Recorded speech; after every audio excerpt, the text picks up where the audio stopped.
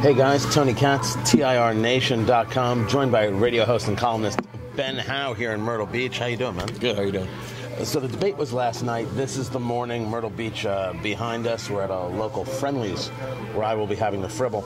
But let me ask you, you've had a night to sleep on it. Winners and losers. Who won this debate? Who lost? Well, I would say Ron Paul lost, except he's so irrelevant, I think, overall to the debate because he's not really representing Republican values these days. So amongst the candidates that are actually being considered by most Republicans, I think Romney probably came in last. He had the most to lose.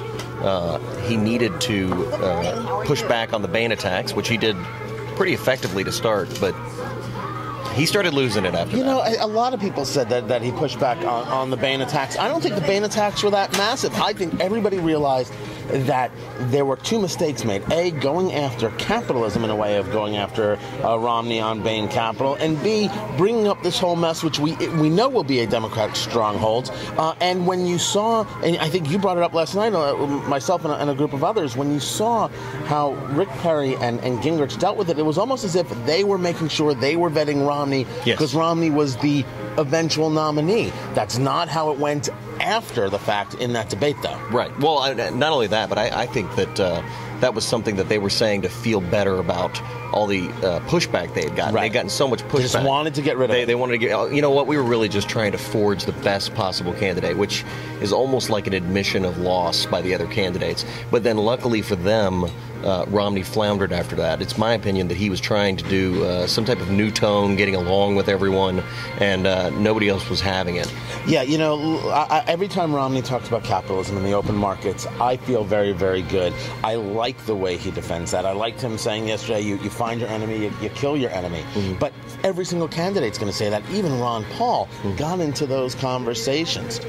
From Romney, I'm wondering, and I believe we talked about this last night a little bit, the longer the debates become in terms of the longer the answers they give, I wonder if that's going to be a serious problem for Romney. This is a whole new thing. The field has shrunk. More time spent on you with free press, with these people asking questions, forcing questions upon you. I don't know how he's going to do going forward if this is maybe the example of something. Well, I think that certainly more scrutiny doesn't help him. He's been able to deflect attacks pretty easily because they've all had 30 seconds to respond for a long time. Everybody had a minute and a half last night.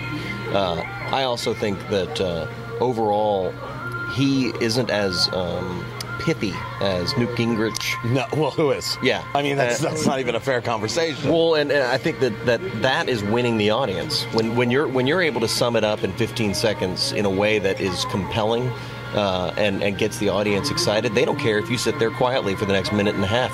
What matters to them is that you effectively expressed their thoughts. Romney didn't, Gingrich did. Speaking of effectively expressing, and whether or not he did or didn't, Rick Santorum, he went after Romney, he went after Ron Paul. He's at he's in about 11% in South Carolina. He's about 9% in Florida, based on certain polls. Did he advance his cause last night? No.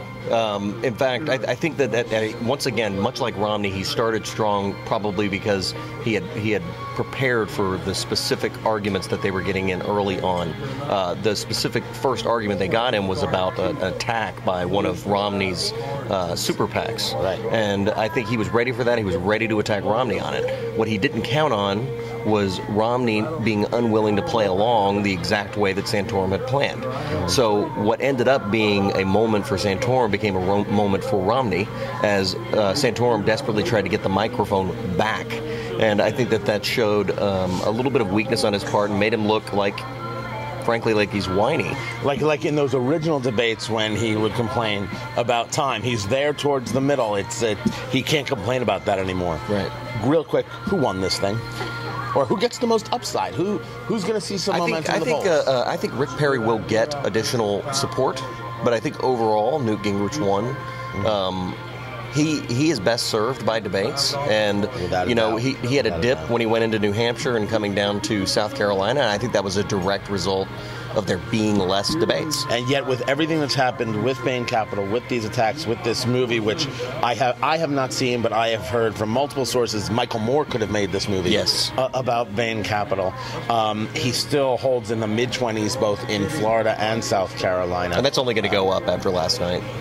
Ben Howe, columnist, radio host, Tony Katz, TIR Nation. Keep it right here at TIRNation.com, not only for the South Carolina debates and primaries, but throughout the election season. See you in a minute.